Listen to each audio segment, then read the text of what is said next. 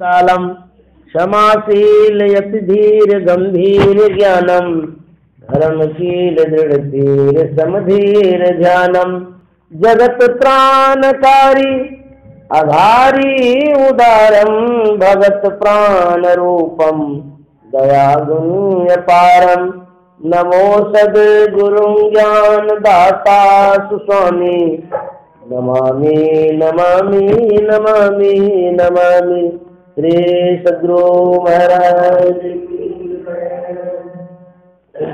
आज हमरो भाग जगले सतगुरु एले पहुन आज हमरो भाग जगले सतगुरु एले पहुन आज हमरो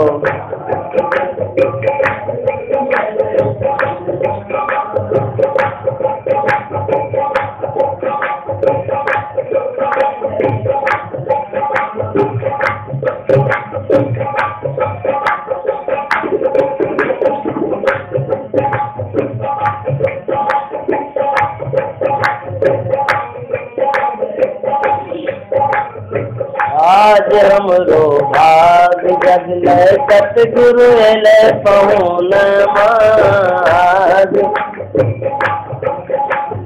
चरण पकड़ के बंदगी बजाई गए प्रेम से करव मिलाए नामा चरण पकड़ के बंदगी बजाई गए प्रेम से करव मिलाए नामा आज हमरो भाग जगले सतगुरु एले पहुन आज हमरो भाग जगले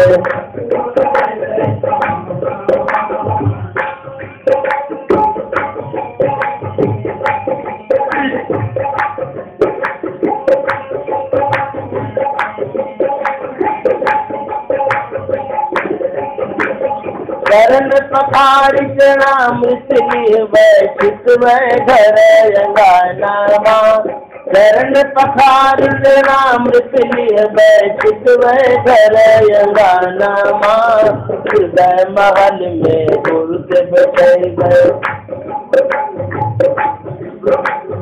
हृदय महल में गुरु के बैठे प्रेम से करब मिलाना आज हमरो भाग जगले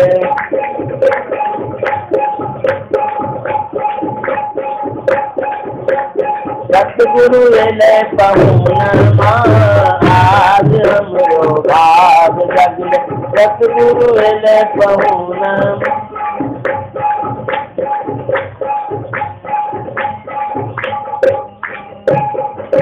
काले गुरु के आसन दिए काले देवे भोजन काले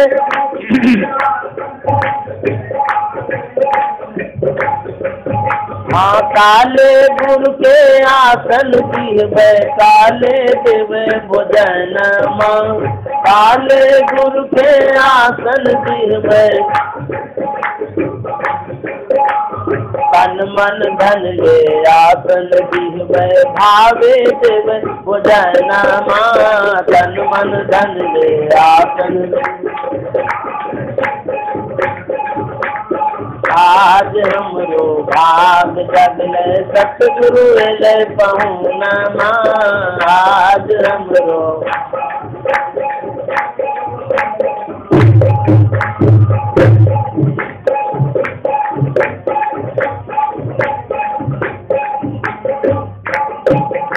धर्मदास ये हो अर्ज करत है ये हो न हमरो शरण धर्मदास ये हो अर्ज करत है ये हो न हमरो शरण अब की बार मोह पार उतारो धैनो तोर शरण अब की बार मोह पार उतार धैनो तोर शरण आज हमरो भाग जग सतगुरु एले पहुन आज हमरो भाग जगले सतगुरु एले पहुन आज श्री सद्गुरु महाराज की जय।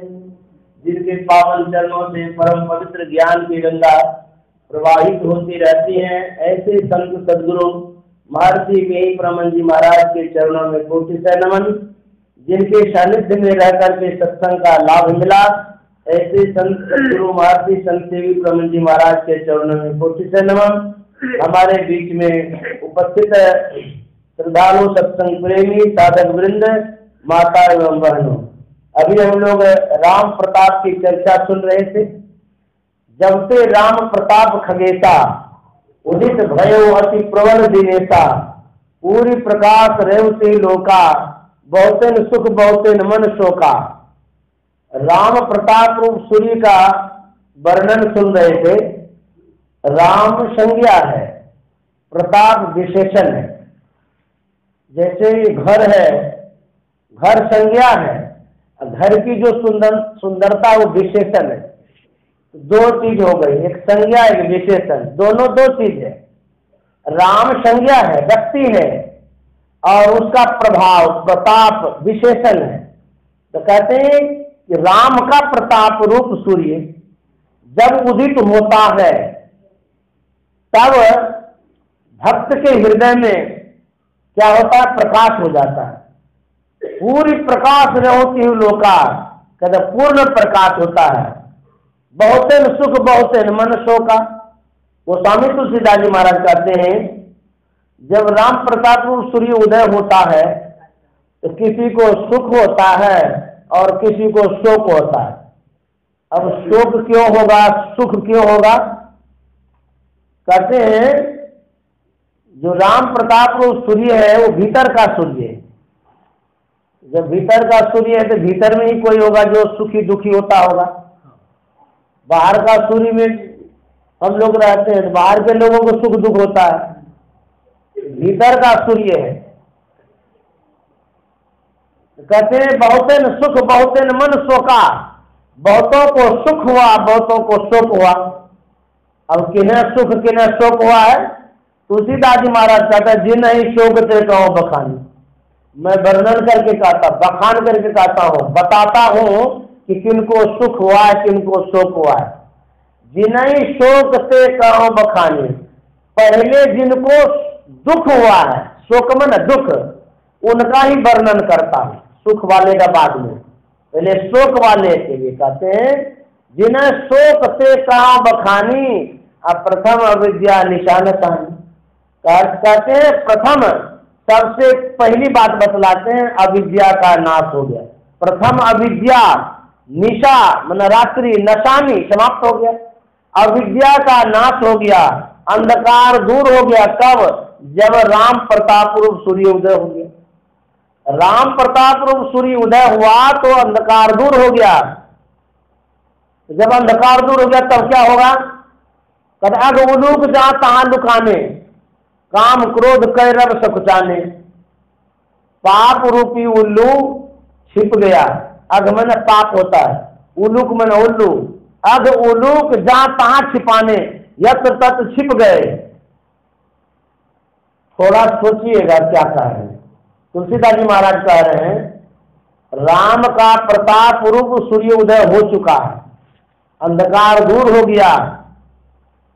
डर लग गया किसको? पाप को। छिप गया।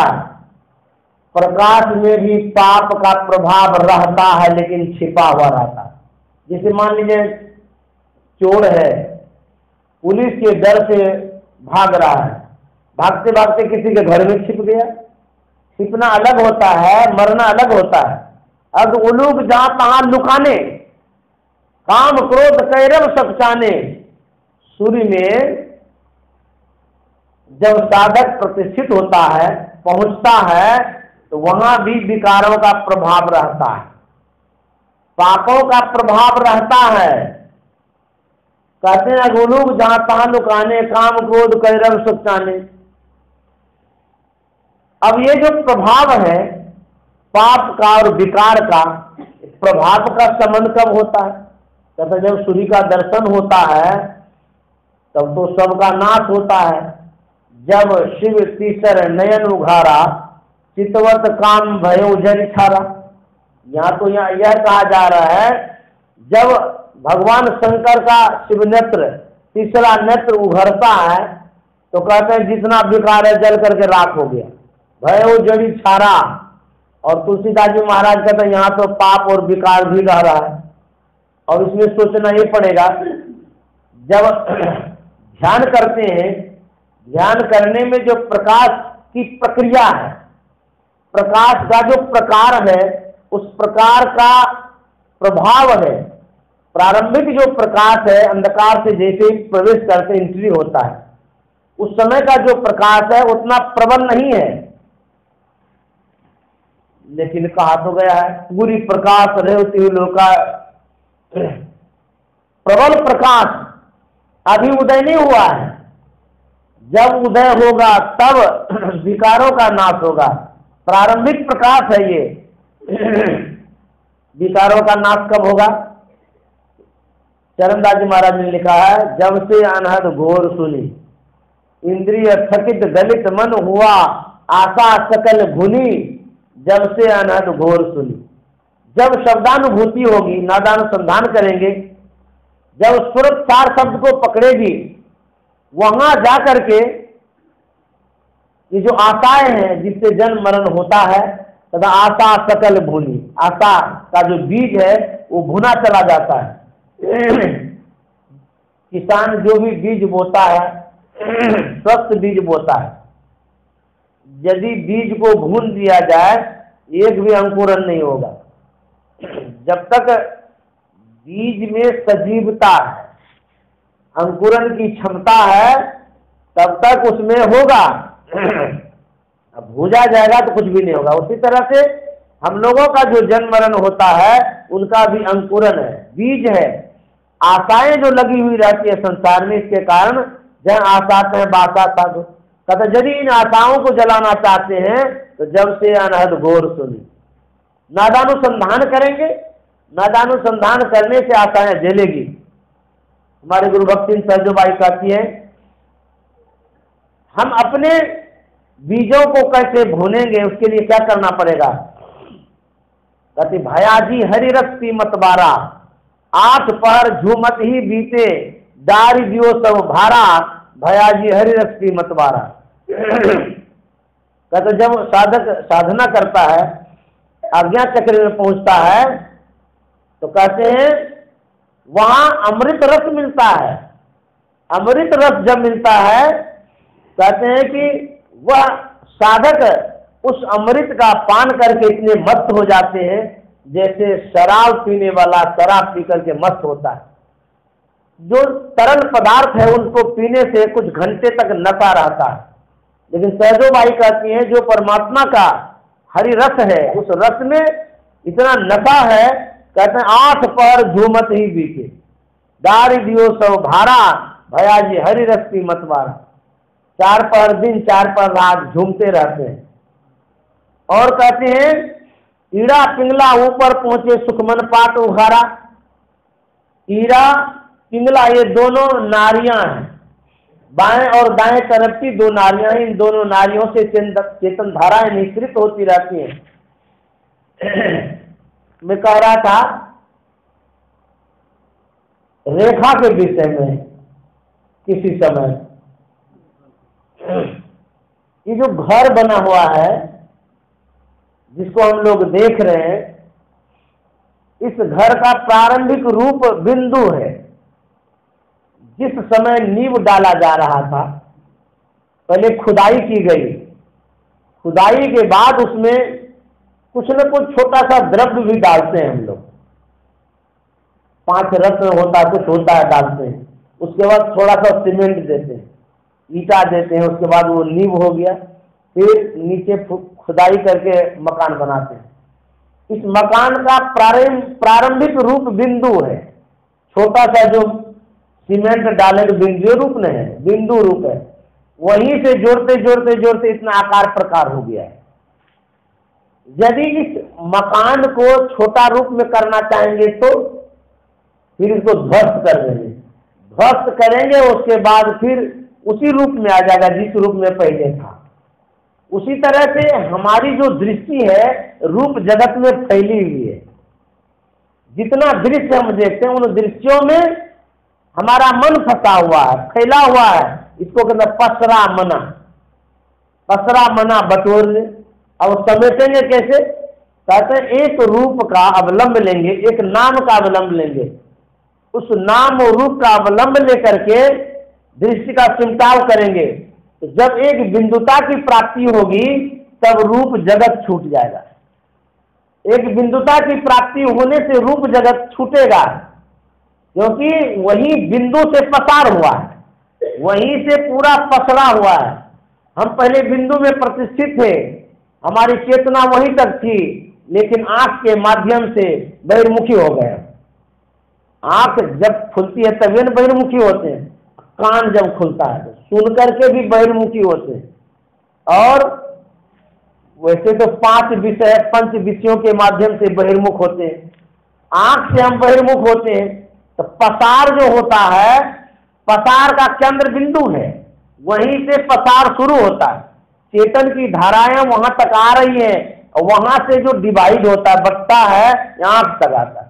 टॉर्च जलाते होंगे हम लोग, टॉर्च जैसे ही जलाते हैं तो दूर तक रोशनी जाती है।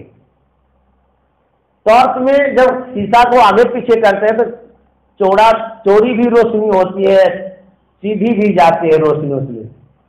तो टॉर्च का जो बल्ब है, उस बल्ब के पास जो रोशनी है सीमित भाग में, छोटे भाग में है, और उस बल्ब के पूरे केंद्र पर चले जाइए तो जहां से प्रारंभ होता है वहां एकदम सूक्ष्म सूक्ष्म जगह है, वहीं से रोशनी निकलती है। तो वहां पर कम रोशनी है, बाहर जैसे फैलती है विशाल दिखता है। विशालता में प्रखरता नहीं होती है, विशालता में जैसे बड़ा रूप जब दिखता है उसमें ताकत कम होता है, लेकिन जहां बल्ब जलता है वहां देखिएगा गर्म भी हो जाता है।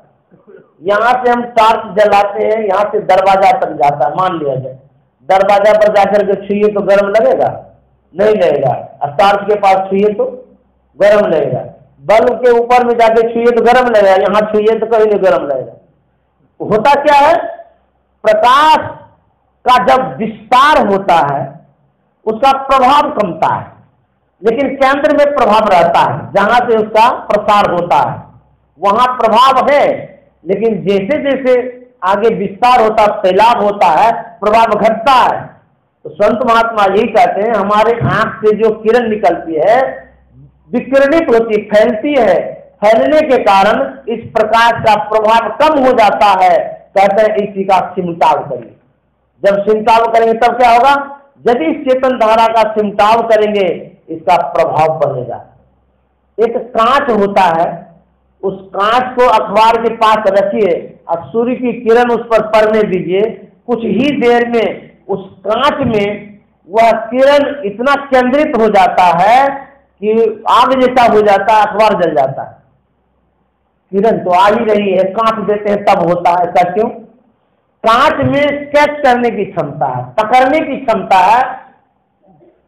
सूर्य के प्रकाश को वो विशेष रूप से खींचता है अपने पास। जैसे एक होता है, एक वो बैटरी में जो लगा इन्वर्टर होता है, वो क्या करता है, पावर को जमा करता है, जमा करके फिर बांटता है। ठीक उसी तरह से कांच में वो क्षमता होती है, वो पूरे प्रकाश को खींच के यहाँ जमा कर देता है। ये जो आंख की किरण है, ये किरण जब तक फैलती रहेगी प्रभावशाली नहीं हो सकती। यदि इसका सिमटाव होगा, सिमटाव होने से तब क्या होगा, इसमें तीक्ष्णता बढ़ेगी। तेजो बिंदु परम ध्यान, तेज हो जाएगा, तीक्ष्णता हो जाएगी, पावर इसमें बढ़ जाएगा। इसलिए कहते हैं दृष्टियों की क्रिया करेंगे तब ऐसा होगा। दृष्टियों की क्रिया करने के लिए समझने की भी आवश्यकता है। बहुत ऐसे सत्संगी हैं, पूछते भी हैं, साधना संबंधी बात पूछते हैं। जब मैं पूछता करते क्या है, आज भी कोई आदमी पूछ रहे थे, बातें तो अधूरी रह गई। वो सज्जन अभी आए भी नहीं है, शायद अधूरी रह गई। वो कह रहे थे हमको कुछ समझा दीजिए। बोले करते क्या है? बोले कि मानस जप करता हूँ। उसके बाद बोले उसके बाद तो कुछ नहीं करता हूँ। तो बोले जब दीक्षा लिए आपको नहीं बतलाया गया था? बोले बतलाया तो गया था, भूल गए। जब आप भजन भेदे भूल जाएंगे तो सफलता कैसे मिलेगी। एक बूढ़ी माता जी थी, वो नगोचिया में आए थे कुलदीप बाबा के पास, वो तो शरीर में नहीं है। कुलदीप बाबा पूछते हैं कि माता जी आप ध्यान भजन करते हैं? बोले हाँ करता हूँ। बोले कैसे कैसे करते हैं? बोले ये कैसे बतलाएंगे, गुरु महाराज ने तो कहा किसी को नहीं बतलाने के लिए। बोले अरे क्या होगा, हम भी साधु हैं, आप बतला दीजिए। बोले नहीं नहीं, हमको बतलाने नहीं कहा है, हम कैसे बतला सकते हैं भजन में। बोले कुछ नहीं होगा, हम साधु महात्मा हैं, हमको बतला दे, कोई अपराध नहीं है। खूब जब कहा गया तब वो बतलाने लगे। तो बोले मैं जप करती हूँ। बोले क्या जप करते हैं? बोले क्या जप करेंगे? गुरु महाराज ने कहा मानस जप मानस ध्यान करने लगे। बोले जप क्या करते हैं?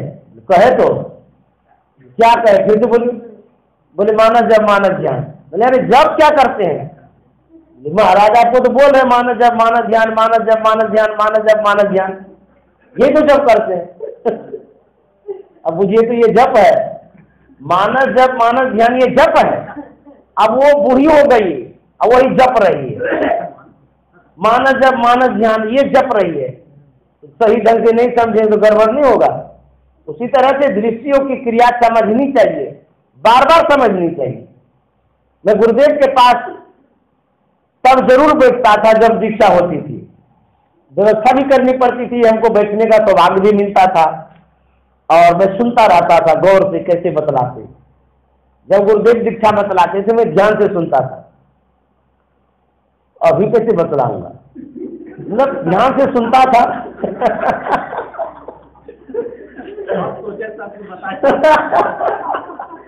बतलाऊंगा। कहते हैं दृष्टियों की क्रिया जो है बड़ी सावधानी से करने की आवश्यकता है। यदि ठीक से नहीं करेंगे तो मन नहीं लगेगा, और मन नहीं लगेगा तो सफलता नहीं मिलेगी। दृष्टियों की क्रिया करनी कैसे चाहिए इसको समझना पड़ेगा। कोई कहीं करते हैं, कोई किसी तरह से करते हैं, गड़बड़ करते रहते हैं। और दृष्टियों की क्रिया करने में यदि डिफरेंस हुआ, गड़बड़ हुआ, तो बाबा देवी साहब ने लिखा है आंख की पुतलियां ऐसी गड़बड़ होगी कि वो डॉक्टर भी ठीक नहीं कर सकता। ये भी डर है। कभी कभी ऐसा भी होता है दृष्टियों की क्रिया करने में सिर दर्द होता है, लोगों को समझ में नहीं आता कि हो कैसे रहा। बहुत साधक या साधिका के पास प्रॉब्लम हो सकता है, बताया गया है सिर दर्द हो सकता है। यदि सिर दर्द हो तो दृष्टियों की क्रिया करना तत्क्षण छोड़ दीजिए, नहीं करिए, प्रॉब्लम और बढ़ जाएगा। तो दृष्टियों की क्रिया दोनों तारों को जोड़ना होता है। कभी कभी बैटरी में जब लगाते हैं ना तार चरचर करने लगता है अग्नि के कारण, तो लगाते समय चरचराता है, जब लगा के कस दीजिएगा तब नहीं चरचर करे। उसी तरह से जब दोनों दृष्टि धारों को मिलाएंगे तो वहां तो छट छट छट छट बिजली छटके भोर का ताप दिखाता है, चंदा उगत उदय हो रवि धूर शब्द मिल जाता। यदि छटपट होने लगेगा तब क्या हो गया, तो झटपट आंख खोल लीजिए। वहां भय भी लगेगा, डर भी लगेगा। इसीलिए समझने की आवश्यकता है, समझना भी चाहिए। एक दो भजन को हम छोड़ चुके हैं, उसको थोड़ा जोड़ते हैं, कोई बात नहीं है, आगे एगो पूरा कर देते हैं। हम गा रहे थे पिछले दिन गुरु की विशेषता के विषय में, उसमें मन के विषय में तो कह ही दिए थे, मन नहीं लगता है ध्यान करने में। अब आगे क्या कहते हैं सो बतला रहे। सतगुरु तेरे चरणों की थोड़ी धूल जो मिल जाए, सतगुरु तेरे चरणों की थोड़ी धूल जो मिल जाए, सच करता हूँ गुरुवर, सच करता हूँ गुरुवर, तकदीर बदल जाए, सच करता हूँ गुरुवर, तकदीर बदल जाए, सतगुरु तेरे चरणों की थोड़ी धूल जो मिल जाए।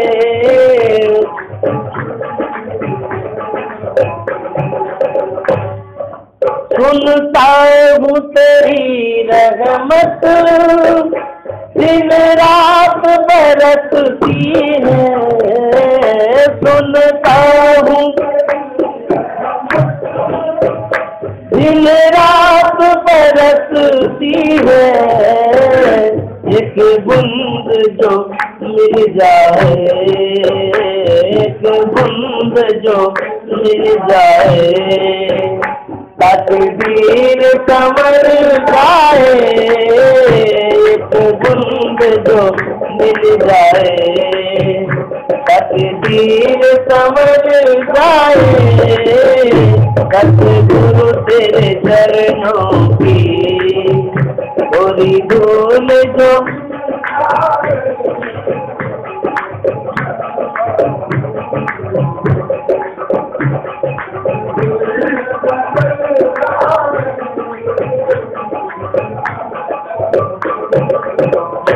यह मन है बड़ा चंचल, कैसे जान करूं तेरा, यह मन है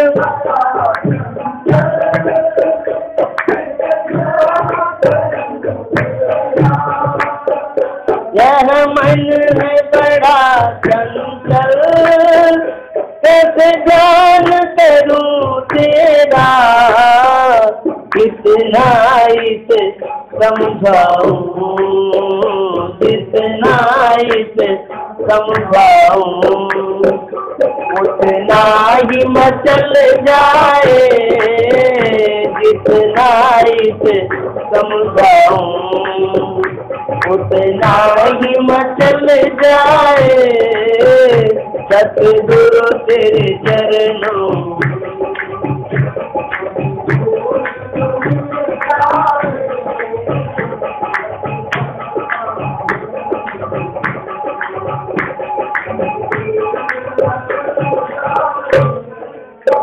आगे जहाँ से मैं आप लोगों को छोड़ चुका था वही बुला रहा हूँ।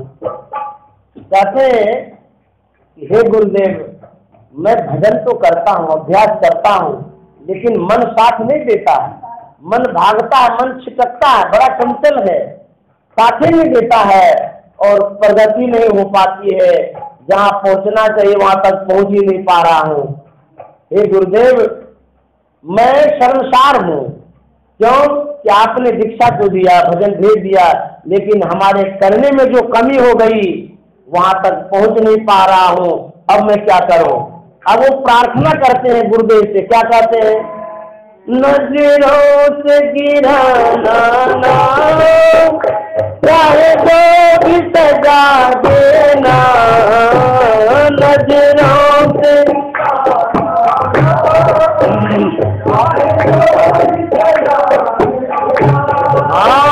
नजरों से गिराना ना, चाहे जो भी सजा देना, नजरों से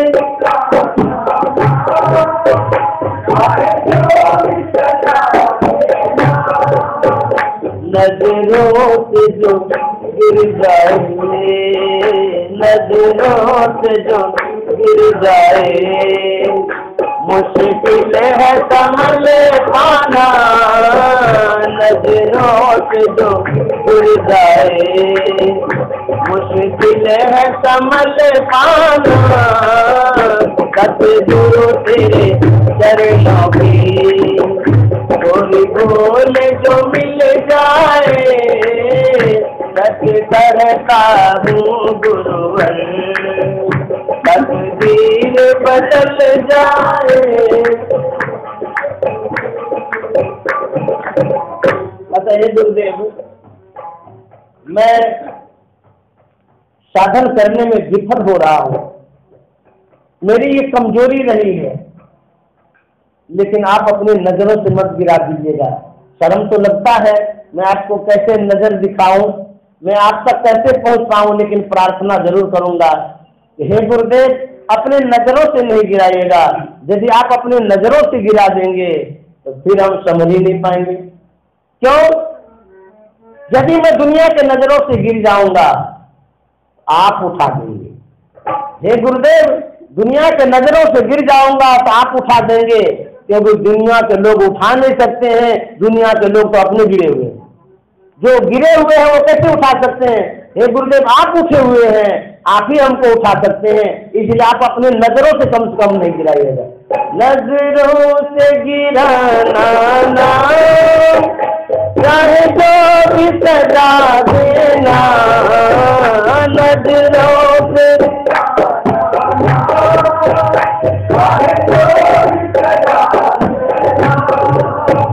नजरों से जो गिर जाए, नजरों से जो मुश्किल है संभल पाना, नजरों से जो गिर जाए, मुश्किल है संभल पाना, सतगुरु तेरे चरणों की थोड़ी धूल जो मिल जाए।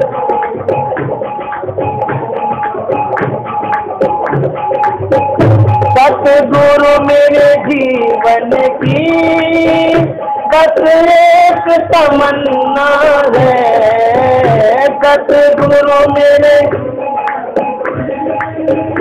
बस एक तमन्ना है, सतगुरु मेरे जीवन बस एक तमन्ना है, तुम सामने हो मेरे, तुम सामने हो मेरे, और सांस निकल जाए, तुम सामने हो मेरे, और सांस निकल जाए, सतगुरु तेरे चरणों की थोड़ी धूल जो मिल।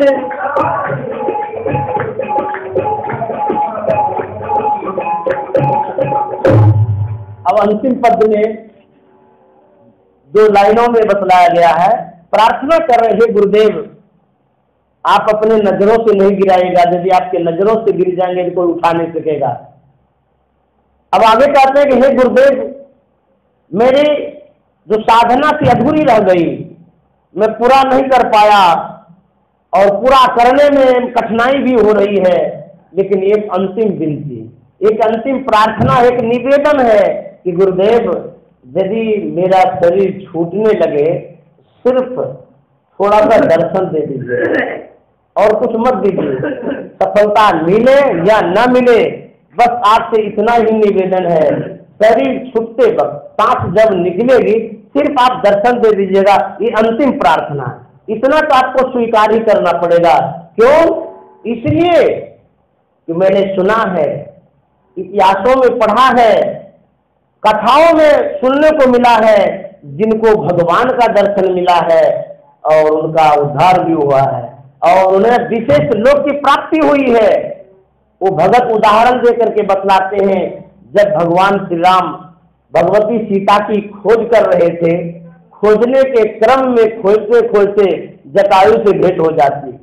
जटायु अस्त व्यस्त अवस्था में पड़ा हुआ था, देना दोनों कटा हुआ था। भगवान श्री राम देखते हैं ये चिड़िया छटपटा, पूछते क्या हो गया आपको, ये कैसे हुआ? बोला कि दुष्ट रावण माता सीता का अपहरण करके इस ओर ले जा रहा था।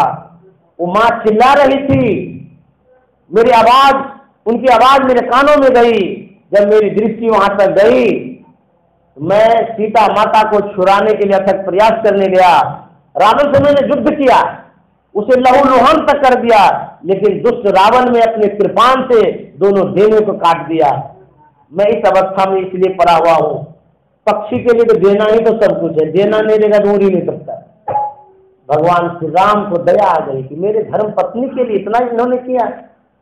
बोले कि जब मेरे धर्म पत्नी के लिए आप जान दे रहे हैं, मैं आपके इस करतूत पर खुश हूं, कहिए तो मैं आपके लिए क्या करूं?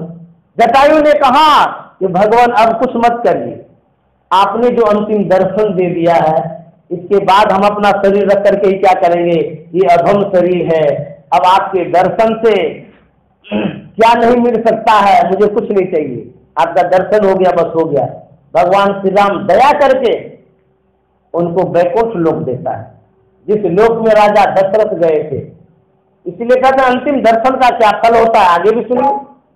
जब भगवान श्री राम आगे बढ़ते हैं, खोजते खोजते सबरी माता के आश्रम में पहुंचते हैं। सबरी माता से कथोपकथन होता है, बातचीत होती है, बहुत बड़ा प्रसंग उसमें आया है। होते होते जब भगवान श्री राम सबरी माता से दूर जाने लगे, भगवान श्री राम को सबरी माता ने कहा, भगवान थोड़ा सा ठहर जाइए। भगवान श्री राम से सबरी माता ने कहा कि मैं अब इसी समय अपनी पांच भौतिक शरीर का परित्याग करना चाहती हूँ। बोले क्यों? सबरी ने कहा कि भगवान, जिस आंख को इंतजार था आपका, वो आंख तृप्त हो गई देख करके, अभी ये आंख किस लिए रहेगी? जिस शरीर को इंतजार था सेवा करने का, वो शरीर, इस शरीर से वो सेवा भी हो गई, अब शरीर रख करके क्या करूं? हाथ से सेवा कर लिया, पैर से सेवा कर लिया, आंख से सेवा कर लिया, अंग प्रत्यंग से सेवा कर लिया, अब इस शरीर का कोई काम नहीं है। भगवान आपका दर्शन हो गया, अब ये शरीर कोई काम का लायक नहीं है, इसीलिए मैं शरीर छोड़ना चाहती हूँ। भगवान श्री राम के सामने दर्शन करते करते शरीर छोड़ दी, और भगवान श्री राम ने वह गति दी जहाँ से पुनरागमन नहीं होता। ये अंतिम दर्शन का फल है। भगवान श्री राम के अंतिम दर्शन का फल तो तब हद हो गया जब भगवान श्री राम रावण से लड़ता है, लड़ते लड़ते रावण को धराशायी कर देता है। रावण जब मरणांत की स्थिति में पहुंच जाता है, भगवान श्री राम ने देखा कि रावण अब इस संसार से चला जाएगा। लक्ष्मण से कहता है, लक्ष्मण अब हम लोगों को अयोध्या जाना है, वहां से राजकाज को संभालना है, तुम रावण के पास जाओ, उनसे राजनीति के बात सिखाओ, क्योंकि वो बहुत बड़ा राजनीतिज्ञ है, इसलिए उनसे सीखो। आज्ञा पाकर के अनुज लक्ष्मण जाता है रावण के करीब। रावण ने देखा कि लक्ष्मण खड़ा है, तो लक्ष्मण तुम खड़े हो, क्या बात है? बोले भाई साहब ने आपके पास भेजा है राजनीति की बात सीखने के लिए। बोले भाई साहब कहाँ है, थोड़ा उसको भी बुला लीजिए। लक्ष्मण जाता है बुलाने के लिए, कहता है आपको भी बुला रहा है। भगवान श्री राम वहां गए तो रावण ने कहा कि क्या बात, आप क्यों आए हैं इस घड़ी में? बोले कि हम लोग अयोध्या जाएंगे, कुछ राजनीति की बात सिखा दीजिए। रावण ने कहा, अरे आपसे बढ़कर के बड़े राजनीतिज्ञ कौन होंगे, आप राजनीति सीखने नहीं आए हैं, आपने मेरे जैसे अधम का उद्धार करने के लिए अंतिम दर्शन दिया। हुआ क्या? रावण उसी समय सांस छोड़ता है और भगवान श्री राम का अंतिम दर्शन पाता है। उसका फल क्या होता है? उसका फल होता है वह रावण उस लोक में जाता है, पापी था, दुराचारी था, पर स्त्री का अपहरण करने वाला था, उनकी खुद पत्नी का अपहरण किया था, उसको भी अंतिम दर्शन का फल मिला। वैकुंठ लोक गया जहाँ राजा दशरथ गए थे। उतने बड़े पुण्य प्रतापी राजा और इतने पापी राजा दोनों को एक जगह कर दिए, ये अंतिम दर्शन का फल है। इसलिए कहते हैं सतगुरु मेरे जीवन की सतेज तमन्ना है, सतगुरु मेरे जीवन सतेज तमन्ना है, तुम शामिल हो मेरे, तुम और सांस निकल जाए, तुम शामिल हो मेरे, और सांस निकल जाए, सतगुरु तेरे चरणों की थोड़ी धूल जो मिल जाए, सतगुरु।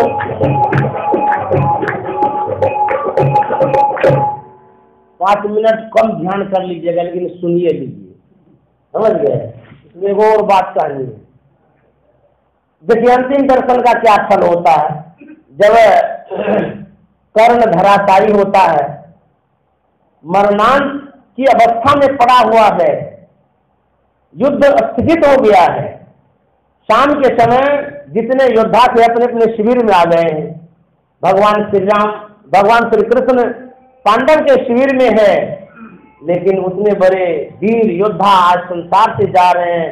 भगवान श्री कृष्ण आह भरते, अर्जुन के करीब का था।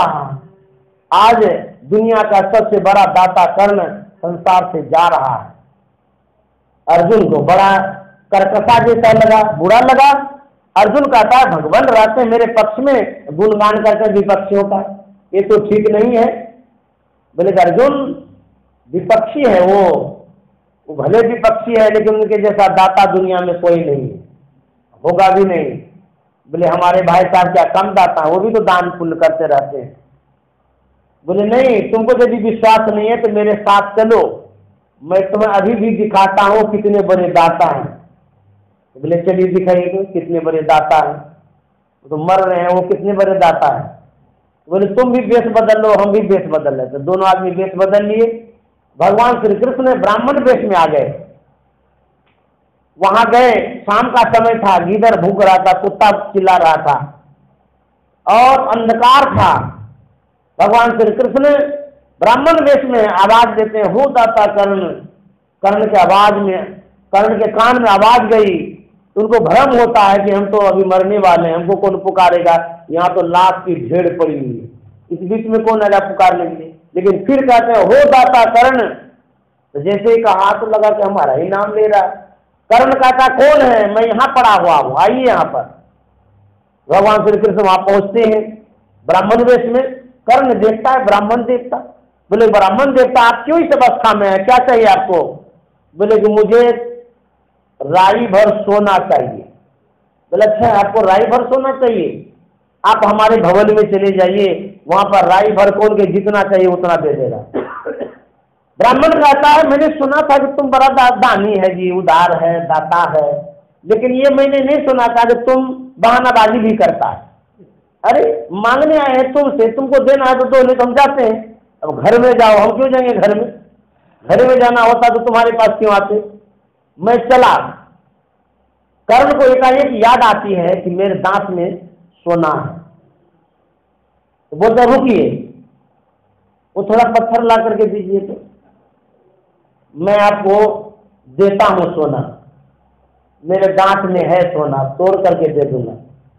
ब्राह्मण देवता कहता अच्छा है, तुम चाकरी करवाएगा हमसे तब देगा हमको सोना। मतलब पत्थर ला करके तुमको देंगे, उसके बदले तुम सोना देगा।